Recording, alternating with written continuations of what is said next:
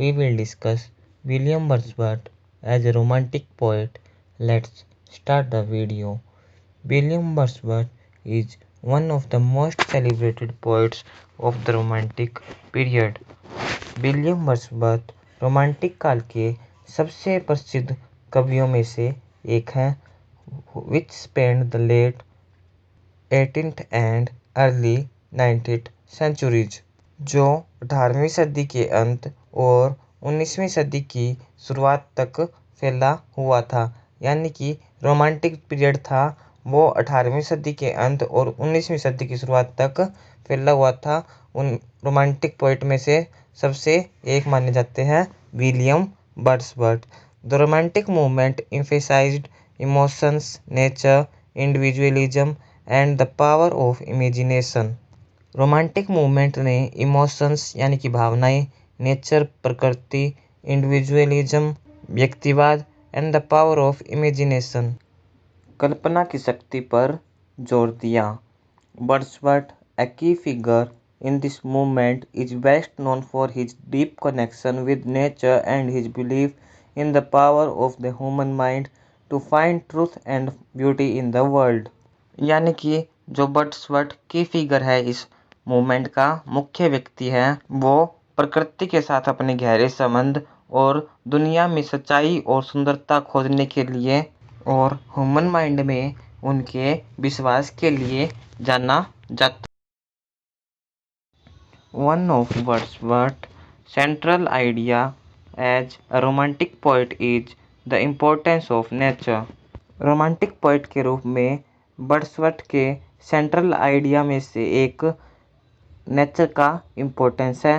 He often viewed nature as a source of inspiration, comfort and spiritual renewal। उन्होंने अक्सर nature को प्रेरणा, आराम और आध्यात्मिक नवीनीकरण के स्रोत के रूप में देखा है। इन हिज फेमस पोइम, अपनी प्रसिद्ध कविता I wandered lonely as a cloud में he describes how the sight of daffodils fills him with joy and peace. उन्होंने वर्णन किया है कि डैफोडिल्स का दृश्य उन्हें खुशी और शांति से भर देता है। The poem begins with the line I wandered lonely as a cloud that floats on high over bells and hills, when all at once I saw a crowd, a host of golden daffodils। I wandered lonely जो poem है वो इन लाइनों के साथ शुरू होती है। इसका मैं आपको हिंदी में और अर्थ इसका बता देता हूँ। I wandered lonely as a cloud, मैं अकेला घूम रहा था जैसे कि एक बादल। That floats on high over vales and hills, जो कि ऊंची घाटियों और पहाड़ियों पर तैरता है। When all at once I saw a crowd, जब मैंने अचानक एक भीड़ देखी। A host of golden daffodils, सुनहरे डैफोडिल्स की एक सेना। Here the poet compares himself to a cloud wandering alone until he encounters the beauty of nature in the form of daffodils। यहाँ पर कवि ने खुद की तुलना एक बादल से की है जो कि अकेला भटकता रहता है और फिर उसे डैफोडिल्स के रूप में प्रकृति की सुंदरता का सामना करना पड़ता है। This movement becomes a source of happiness and सलेस। यह मूवमेंट खुशी और सांत्वना का स्रोत बन जाता है। Showing how nature has the power to heal and uplift the human spirit. यह दर्शाता है कि प्रकृति में मानव आत्मा को ठीक करने और ऊपर उठाने की शक्ति। Wordsworth's idea of nature is not just about its beauty but also about its ability to connect humans to deeper truths. Nature के बारे में वर्ड्सवर्थ का विचार सिर्फ इसकी सुंदरता के बारे में नहीं है, बल्कि यह मनुष्यों को गहरी सच्चाइयों से जोड़ने की इसकी क्षमता के बारे में भी है। He believed that nature could help people return to their pure, innocent state, a state that society often corrupts। उनका मानना था कि नेचर लोगों को उनकी शुद्ध मासूम अवस्था में वापस लाने में मदद कर सकती है और यह एक ऐसी अवस्था है जिससे समाज अक्सर भ्रष्ट कर देता है। In his poem Lines, written a few miles above Tintern Abbey, Wordsworth reflects on his changing relationship with nature over time.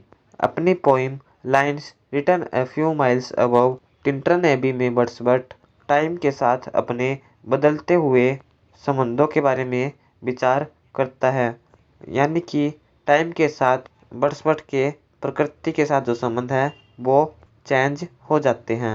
He writes, for I have learned to look on nature not as in the hour of childhood but as one who from the age of reason has received with a fixed mind the lesson of the unchanging life. I have learned, मैंने सीख लिया है। क्या सीख लिया है? To look on nature, प्रकृति को बचपन की तरह नहीं बल्कि ऐसे व्यक्ति के रूप में देखना सीखा है जिससे तरक की उम्र से ही स्थिर मन से अपरिवर्तनीय जीवन का पाठ प्राप्त कर लिया है। This quote shows how Wordsworth sees nature as something that helps human understand life and gain wisdom. यह क्योट्स दिखाता है कि वर्ड्सवर्थ नेचर को ऐसी चीज के रूप में कैसे देखते हैं जो मनुष्य को समझने और ज्ञान प्राप्त करने में मदद करती है। As a child he enjoyed nature for its simple beauty. एक बच्चे के रूप में उन्होंने प्रकृति की सरल सुंदरता का आनंद लिया। But as an adult he learned to see deeper meaning in it. लेकिन एक वयस्क के रूप में उन्होंने इसमें गहरे अर्थ देखना। Another important features of Wordsworth's romanticism is his focus on the common person. Wordsworth के रोमांटिसिज्म की एक और महत्वपूर्ण विशेषता आम आदमी पर उनका ध्यान केंद्रित करना है। In his famous work lines composed above Tintern Abbey he often writes about ordinary people. अपने famous work lines composed above Tintern Abbey में he often writes about ordinary people, वह अक्सर आम लोगों particularly the poor and rural folk, खासकर ग्रामीण और गरीब लोगों के बारे में लिखता है। He believed that nature and simple life helped deep wisdom and the experience of ordinary people were just as meaningful as the lives of the wealthy or famous. यानी कि उनका मानना था कि नेचर और सरल जीवन में गहरी बुद्धि होती है और आम लोगों के अनुभव उतने ही सार्थक होते हैं जितने कि अमीर या मशहूर लोगों के जीवन। In Michael, a narrative poem about a poor shepherd, Wordsworth celebrates the strength of a working class family and their deep connection to the land. Michael में एक गरीब चरवाहे के बारे में एक कथात्मक कविता वर्ड्सवर्थ एक मजदूर वर्ग के परिवार की ताकत और जमीन से उनके गहरे जुड़ाव का जश्न मनाते हैं। Wordsworth also emphasizes emotions and the inner workings of the mind. Wordsworth भावनाओं और मन की आंतरिक कार्यप्रणाली पर भी जोर देते हैं। He was deeply interested in how feelings shape our understanding of the world. उन्होंने इस बात में गहरी दिलचस्पी थी कि भावनाएं दुनिया के बारे में हमारी समझ को कैसे आकार देती है। In his famous preface to lyrical ballads, a collection of his poems, he argued that poetry should focus on everyday emotions and experiences. अपनी famous preface to lyrical ballads जो कि कलेक्शन है पोइम्स का, उसमें ही argued that poetry should focus on everyday emotions and experiences. उन्होंने focus किया है कि कविता को रोजमर्रा की भावनाओं और अनुभवों पर ध्यान केंद्रित करना चाहिए rather than Lofty subjects and complex language, न कि ऊंचे विषयों और जटिल भाषा पर। ही stated Poetry is the spontaneous overflow of powerful feelings. It takes its origin from emotions recollected in tranquility. कविता शक्तिशाली भावनाओं का सहज प्रवाह है। इसकी उत्पत्ति शांति में स्मरण की गई भावना से होती है।